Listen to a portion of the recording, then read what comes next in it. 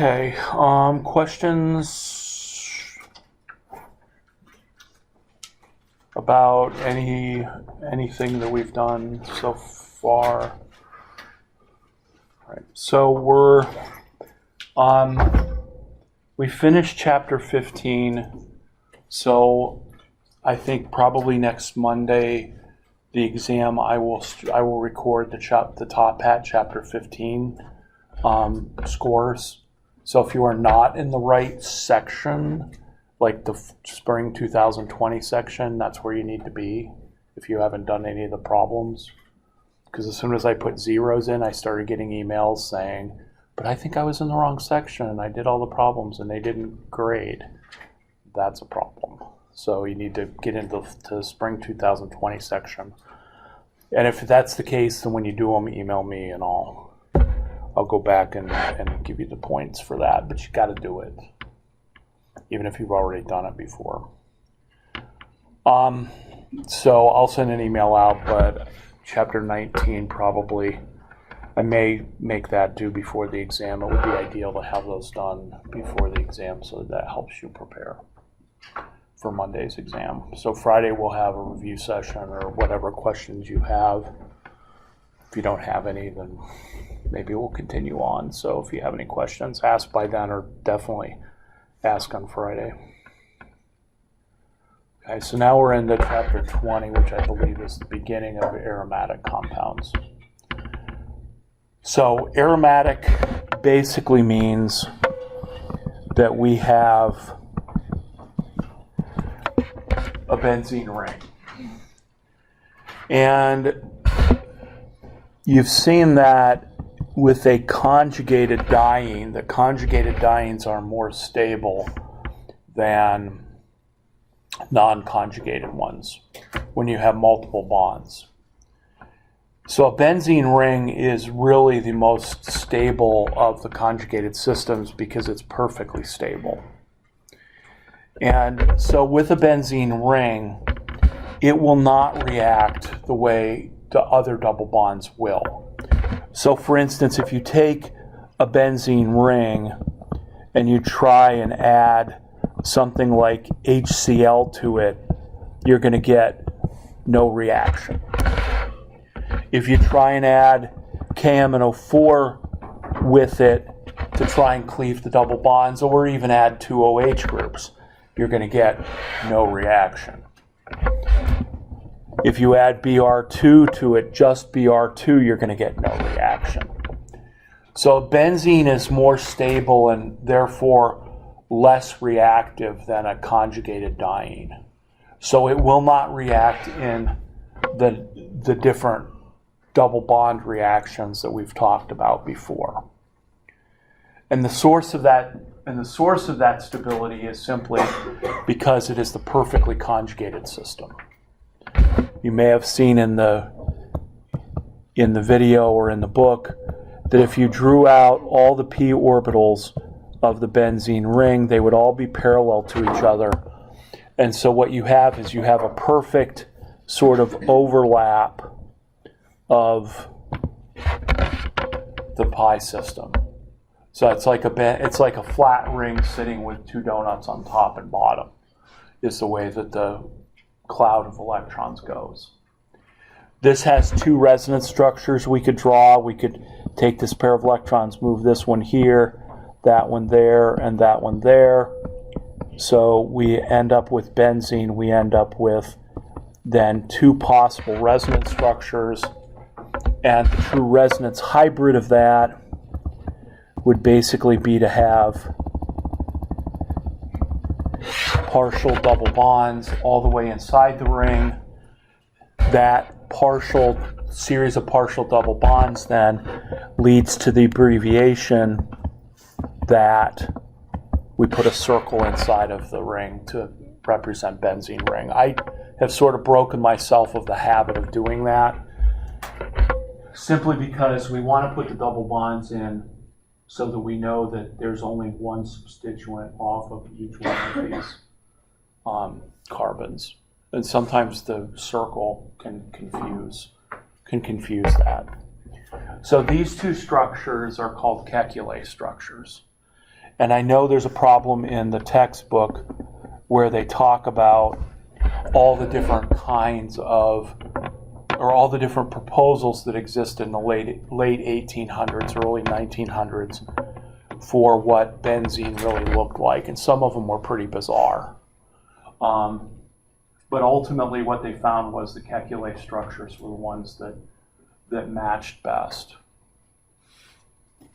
And I do have, I think the oldest organic book I have up in my office is like 1900, and they were still in the midst of sorting it out, so they had all the arguments about the different benzene ring structures that they thought existed.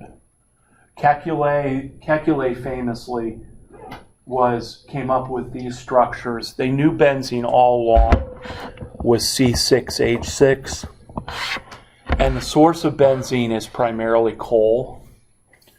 So you get your alkenes and alkynes from crude oil, but you get mostly aromatic compounds from coal.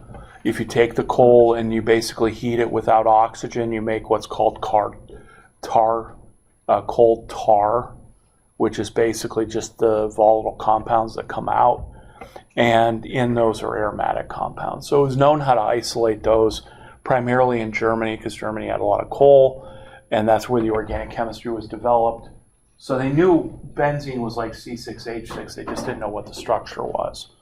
So Kekulé was, enjoying a few adult beverages one night, maybe a few, too many, fell asleep by the fire, and then he had his dream of snakes, where he dreamed of a snake wrapping around and grabbing its tail. And you'll still see that as an alchemical symbol for nonsense in today's literature. So it's, he proposed it was the benzene ring, and that's ultimately what it is. So benzene is really stable. And the reason is because of this super delocalization of the bonds. Now that doesn't mean that benzene won't react, because we'll do lots of reactions with benzene, but it means it's going to be much more difficult because this is really stable. So leading into the idea of what is aromaticity. Aromaticity means two things. Originally, it means that these compounds have a particular odor or a distinctive smell. Mothballs are primarily para-dichlorobenzene, and I'll introduce that term here in a moment. But that's the mothball smell, right? So if I'm in the dollar store, I think they still sell mothballs. In the dollar store, you can go there and you can get basically pure 1,4-dichlorobenzene. And it has that distinctive smell. So that's sort of probably where the term came from. But now it means a second term, which is superstability. So it means that these double bonds will not undergo reactions that a normal straight single double bond would undergo versus a conjugated system. They will still react. So the issue is that what other things are aromatic? And how do you determine if something is going to be really super stable and aromatic? And so there are rules for that, okay, which we will go over here and do some examples with. Now,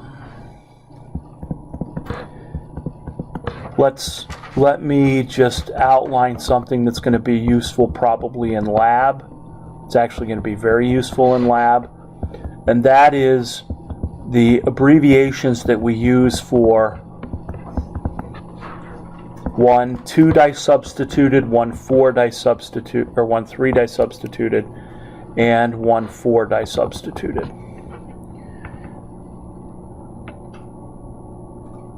So 1,2, 1,3, and 1,4 disubstituted benzenes are given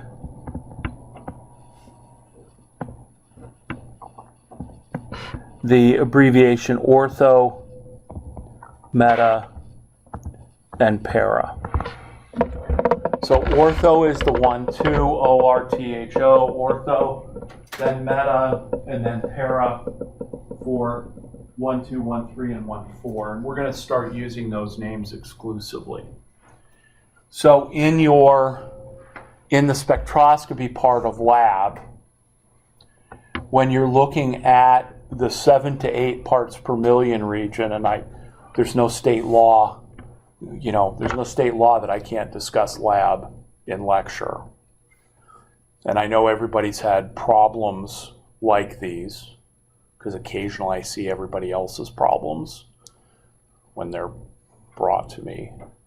So when you're looking at the benzene ring section between 7 and 8 parts per million, you're basically integrating that area to tell you how many hydrogens are in there.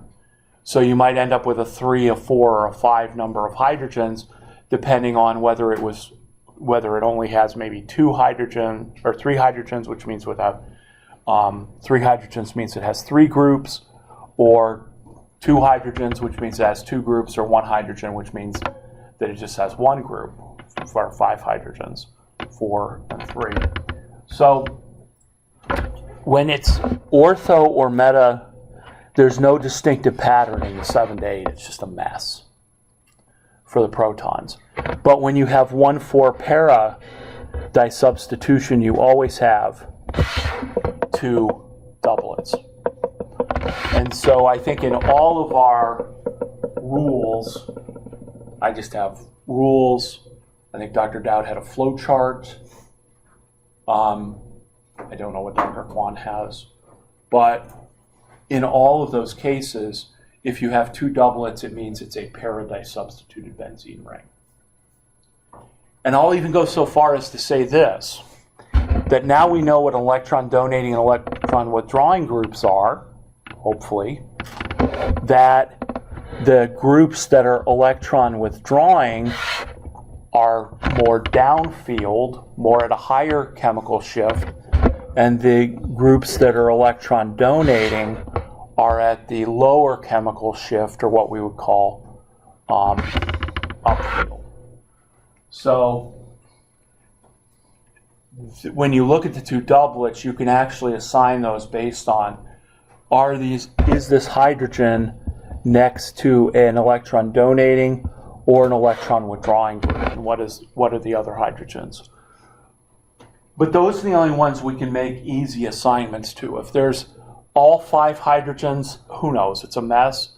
And if it's 1, 2, or 1, 3, we can't tell the difference there usually from NMR because it's a mess. The only time it's really nice and clean is with the 2 doublets. So when you see those 2 doublets in the 7 to 8 parts per million region, and when you integrate them and you end up with a total of 4 hydrogens, it's usually 2 and 2, that tells you it's para disubstituted. But now you could go a little bit further and you could say, oh, well, these peaks are our electron next to our electron withdrawing. These are our electron donating groups. Okay. And you're going to see these because you started the benzocaine synthesis or are starting the benzocaine synthesis this week. Every one of those rings is para disubstituted. So in NMRs of any products you take, and I think in my group or in my lab we're going to take, once the NMR gets fixed today, hopefully, then we're going to take protons of everything just to make sure that, because we can tell whether the reaction went 100% or not. But we're going to actually always see a pair of doublets in all of our NMRs for all the benzocaines because they are para disubstituted. And depending on what the group is that's attached to the ring, those hydrogens will either be to the left or to the right. Okay. So that's where the ortho, meta, and para you would use now. And then next week we'll talk about doing reactions in benzene rings. And basically we'll have a group on the ring and the group will tell the other group where to go. and it'll tell it whether to go to ortho or the meta or the para position. Okay. So that's kind of how it relates.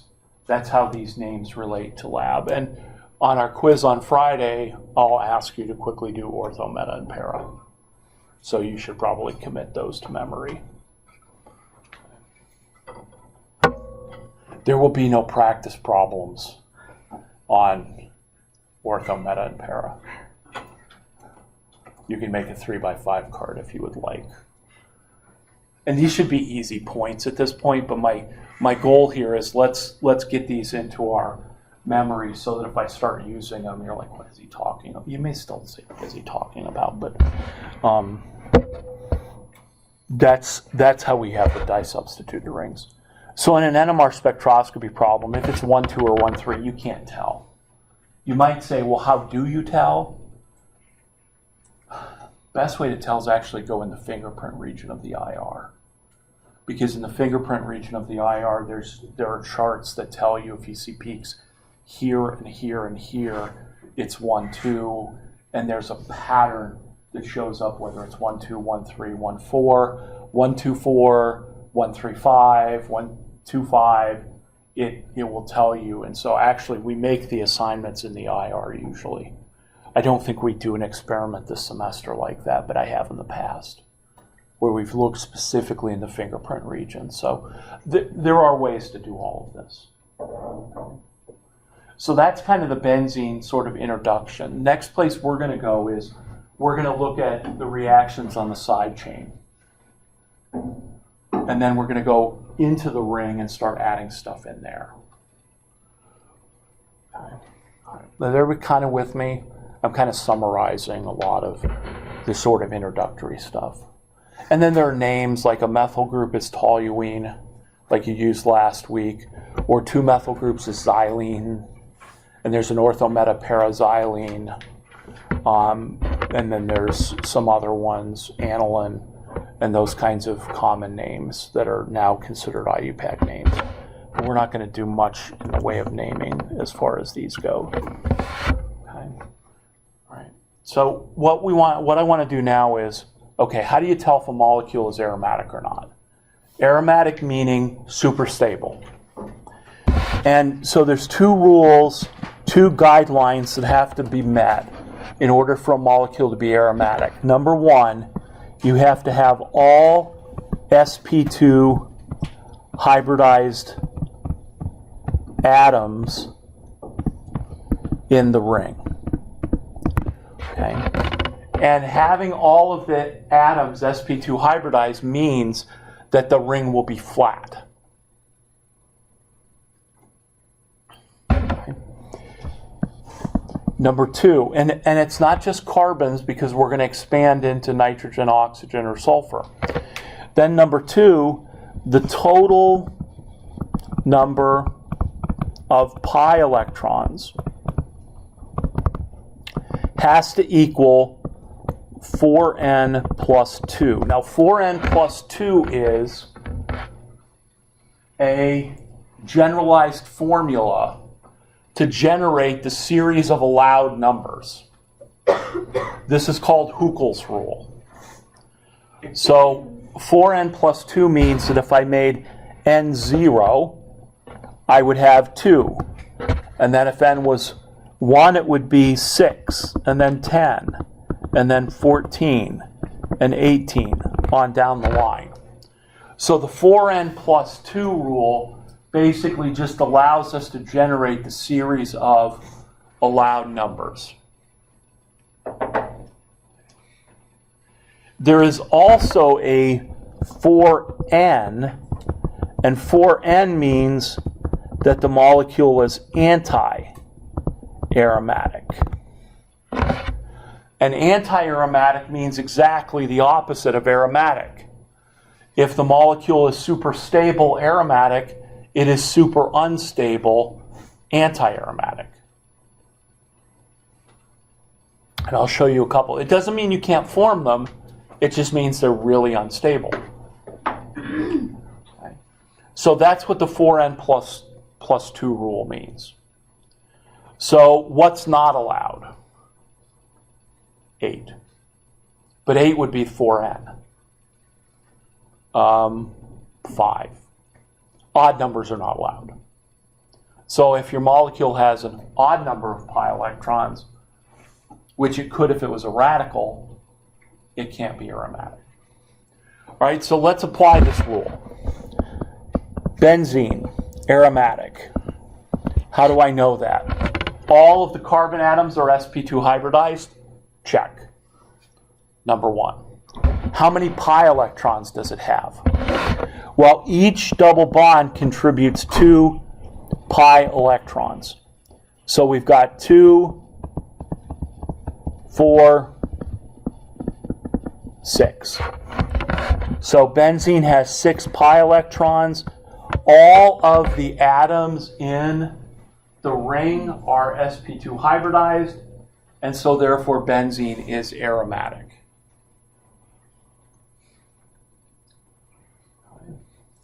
So that's how we're going to do this. Okay, so we're going to play the game aromatic, anti-aromatic, or non-aromatic. Okay. So there are molecules, and I'm going to let the cat out of the bag here, that are called polyaromatic hydrocarbons.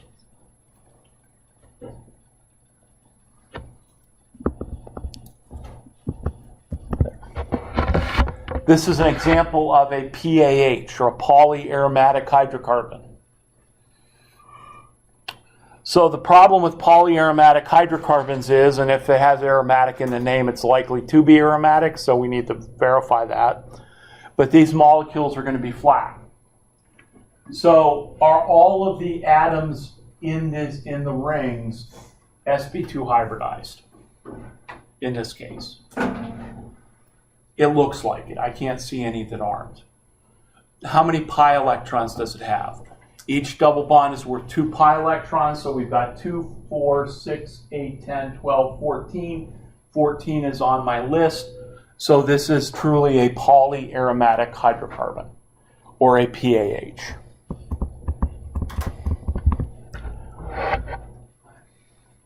Now, I think there's others listed in the PowerPoint notes. There's anthracene and some other things. So this molecule is completely flat. It is also a tad bit carcinogenic. Where would you find this molecule? You would find this molecule in cigarette smoke, which is just one more reason why smoking is not considered healthy, right? Because you're breathing in all these polyaromatic hydrocarbons. If you grow something, I suppose a vegetable or a meat product, and it chars, in that char can be some of these polyaromatic hydrocarbons. So diesel soot that comes out of a truck that's going down the road would have polyaromatic hydrocarbons. But the idea here is that they are aromatic, they're fairly unreactive, but they're flat. So if you think about a DNA molecule, you have those grooves that you can slide flat things into. I think it's still called intercalation. That's usually the mechanism by which these things are bad or carcinogenic, because they slide into the grooves. Why can they slide into the grooves? Because they're flat. Why do the grooves have places where flat things can go in them? Because if you think about some of the base pairs, right, A, T, C, G, right, from my one semester of freshman biology, second semester senior year, curve was broken badly in that class. Maybe by me, maybe not. But that's when I took biology, my one semester. Couldn't handle all the cartoon things. They just didn't make any sense to me. I needed molecules. But I was taking general bio and biochemistry at the same time, which wasn't helpful for the rest of the class. Particularly when they made a mistake. He made a mistake in our general bio class. I'm like, I think we learned something different the other day. He's like, just shut up and sit there. Couldn't take bonus point quizzes. was sad. But so that's why I don't do a lot of biology. But I know just enough to be dangerous. Just enough where my fingers are not quite touching, but there's a little bit of gap there. So if you think about the ATCG base pairs, they're all aromatic because they're all flat. Because if I was going to bind two strands together and hold them together by hydrogen bonds, which we do, then it would be ideal to have something flat, two flat things to come together. So that's pretty fortuitous that happened. So those are all aromatic. Plus you want something unreactive in the core of your DNA. So something aromatic would be a perfect fit for that. Some of the molecules that we'll do here in a minute as examples, you're going to look at those and go, yeah, they kind of remind me of that. That's why. So PAHs. Now let's start throwing in some heteroatoms here. Some nitrogens and oxygens. So the first one's going to be this one.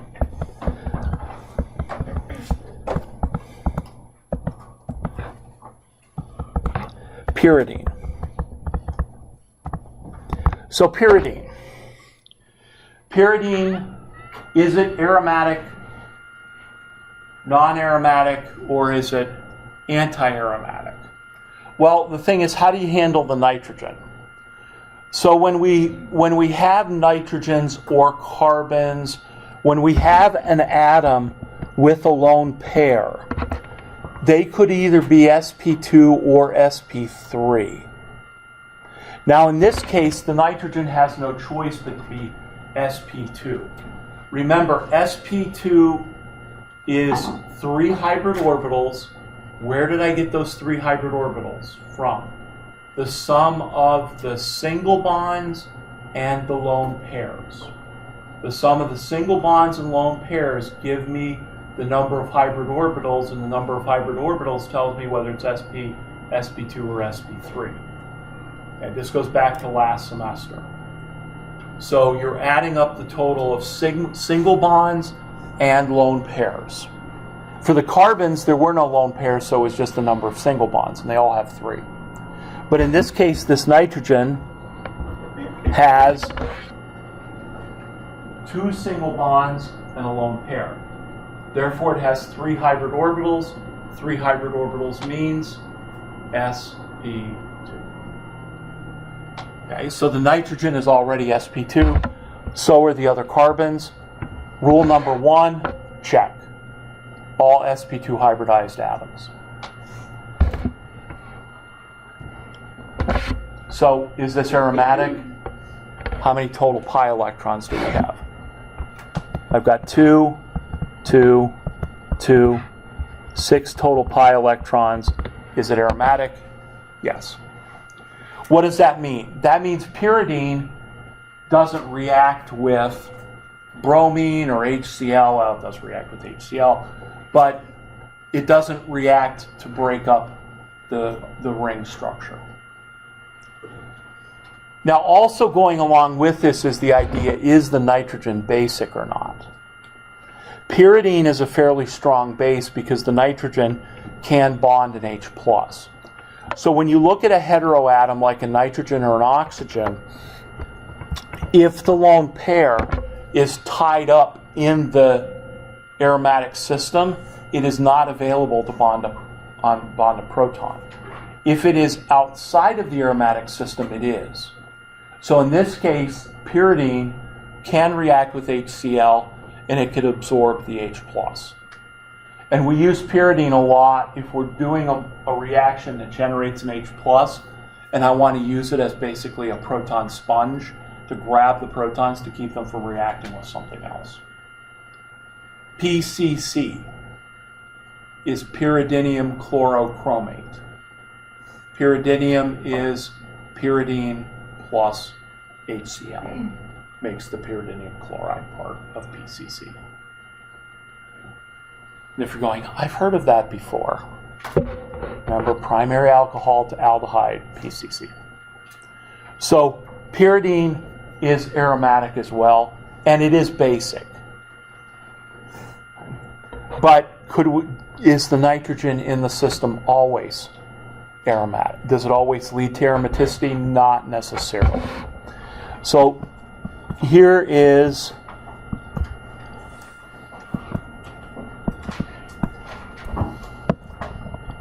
let's do a 5-membered ring.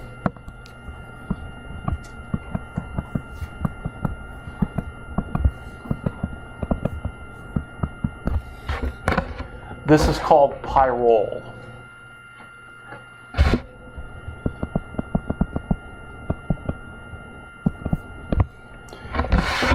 Is pyrrole aromatic? So, a nitrogen, a carbon, and oxygen with lone pairs can form Sp2 or Sp3. It's going to depend on what? On whether that nitrogen can use the lone pair to make the system aromatic.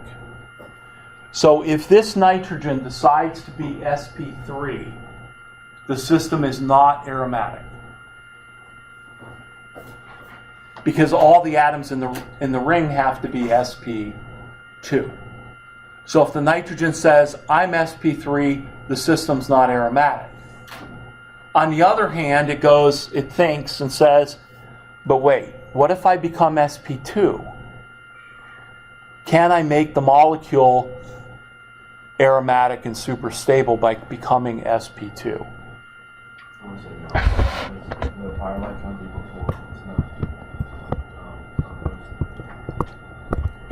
Four is not on the list. I will give you that. But here's what the nitrogen also thinks. The nitrogen also says, if I become Sp2, where does the lone pair go? So when your nitrogen becomes Sp2 hybridized, let's say like that, Sp2 hybridization means you have what? 3 Sp2 hybrid orbitals and an unhybridized p orbital.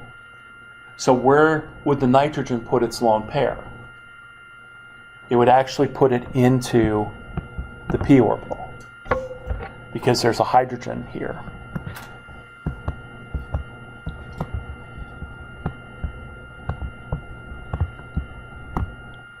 So what happens is, the nitrogen says, if I take my lone pair and I make it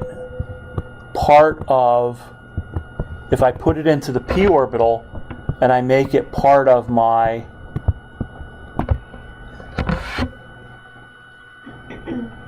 I can then make it part of the pi system.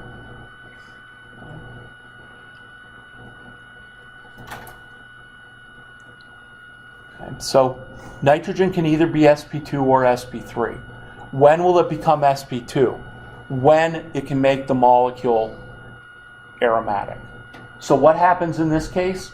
What happens in this case is, we'll look at this structure all the way to the right here. The nitrogen says, I'm going to become Sp2 hybridized, so I'm going to put the lone pair in the p orbital. That p orbital is parallel to all the other p orbitals.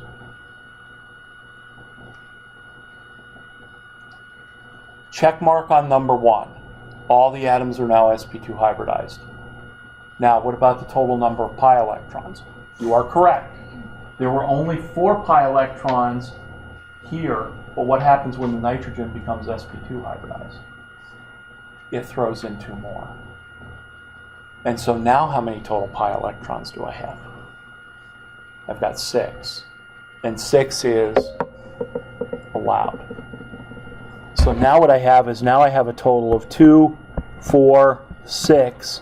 I now have 6 pi electrons, and so pyrrole is now aromatic.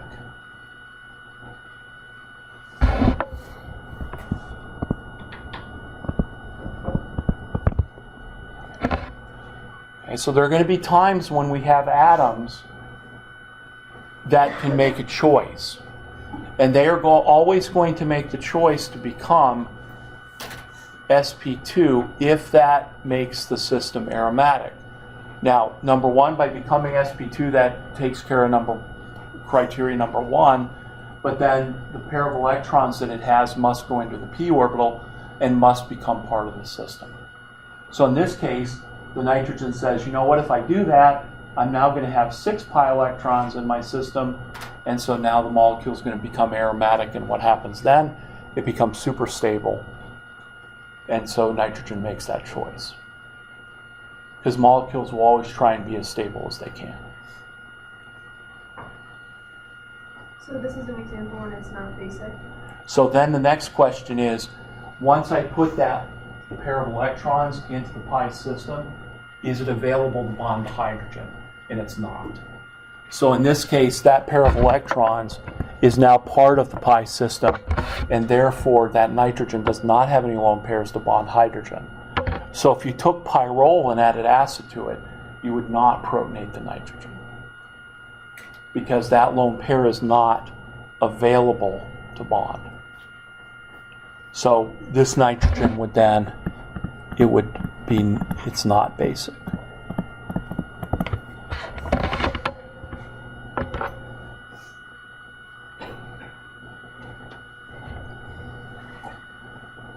So we could do the same thing with oxygen here.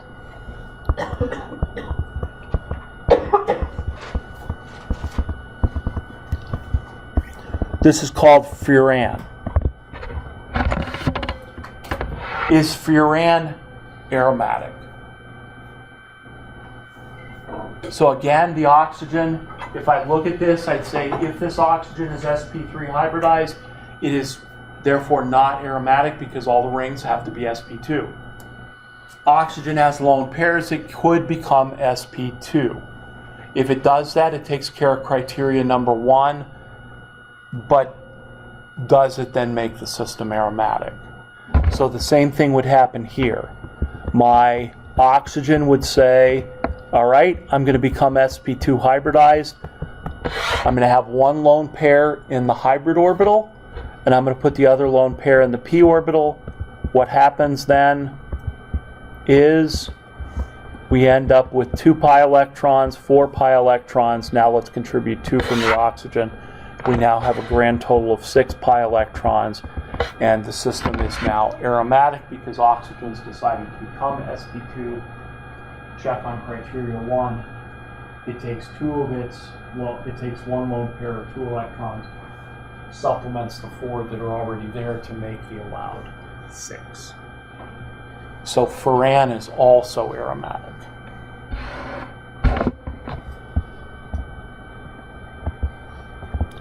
Now in this case, could that oxygen accept the proton? It could, because it still has 1 lone pair here that's not part of the aromatic system. So is that why you don't count that pair? Is that why it's only 6? Right. We only count the pair of electrons that are in the p orbitals. So it's just these 2, not that one's not part of the system. And we can only have 1 p orbital, so we can only ever throw in 2. So if this molecule was 4 short, if it was 4 short, there's nothing I could do, because I can only make 1 p orbital, and I can only put 2 electrons into it. So furan is another example of a heterocyclic aromatic compound. Okay. So you kind of see how this works.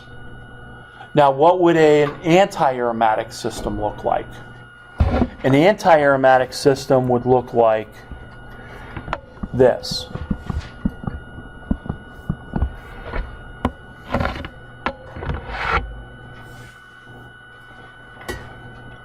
A cyclobutadiene molecule. We did lots of cyclopentadienes in our Diels-Alders. This is cyclobutadiene. Are all the atoms in this ring sp2? Yes. Check. How many total pi electrons do I have? 2, 4. What does that mean? That means it fits the 4n rule,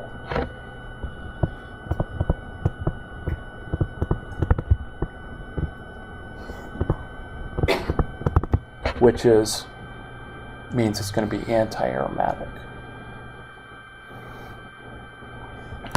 What does that mean? That means it's going to be really difficult to make that molecule because it is going to be really, really unstable. Now, has it been made? I mean, this is the kind of challenge you throw out to, a chemist with a significant ego, right? Wants fame and fortune. Well, fame, whatever that means. Fortune, probably not. But you say, well, that molecule's really unstable. Somebody's going to go, yeah, I can make it. And they did. But it only exists for a fraction of a second. So they somehow put molecules on there where if they hit it with a laser, those molecules became gas molecules, and you made this for a split second to be able to study it. And it actually, I think it's like a parallelogram, and the carbon-carbon bonds are really stretched out. So you can make it, but in a second it's gone. So yes, you can make it, but it's not very stable.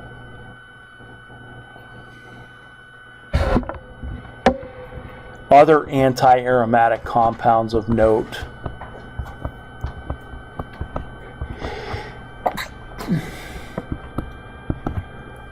Would be this one.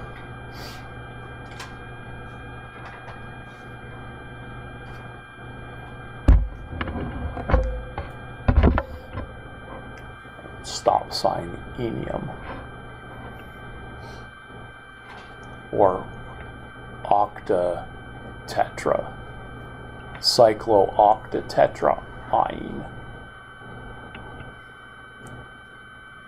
The issue with this one is, yeah, it's anti-aromatic as far as the double bonds go. The problem here is that it actually, once you get to an 8-membered ring, keeping it flat is going to be a problem because it can pucker either way. So that's bad. Now, we'll get, I think, a little bit more into this, but I will just... One of my favorite problems to give is this one.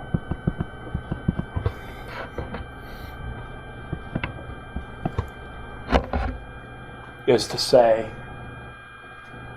is that aromatic, is it anti-aromatic, or is it non-aromatic? And the sequences of this are that a heteroatom can choose to be Sp3 or Sp2. It's going to choose to be Sp2 to make the system aromatic. It is never going to choose to be Sp2 to make the system anti-aromatic.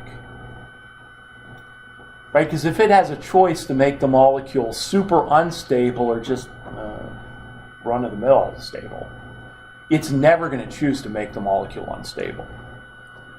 So in this case, if you look at this molecule, you'd say, okay, I got 4 pi electrons here. How many do I need? 2. Well, in order to make those 2 atoms both Sp2 and make the ring flat, how many am I going to give it? I'm going to give it 2 more, right? Because nitrogen's going to go Sp2, and I'm going to get 2 there from in the p orbital. But then to make this flat, those 2 oxygens, or those 2 lone pairs, one of those 2 lone pairs is going to have to be Sp2 as well. And so in this system, the molecule, if the molecule said, you know what, I'm going to make both of those Sp2, then the system becomes anti-aromatic, and a molecule's never going to be never choose to become super unstable. So in that case, one of the 2 might become planar, but not both of them. So this system would just be non-aromatic, because it won't, those atoms, both of them cannot both be planar, because that would make the system anti-aromatic. You might say, well, what about this one? That has no choice. It has to be planar. And if it has to be planar, then it's going to be anti-aromatic. So we'll finish up the idea of ions, aromatic and anti-aromatic ions. So I will, in addition to some of the problems that are online, I will post some practice problems on these kinds of things. And I will limit a couple quiz questions on aromatic or anti-aromatic, and I'll limit them to those problems that I put online today. So, okay. But if you have any questions, email me, put them on Piazza.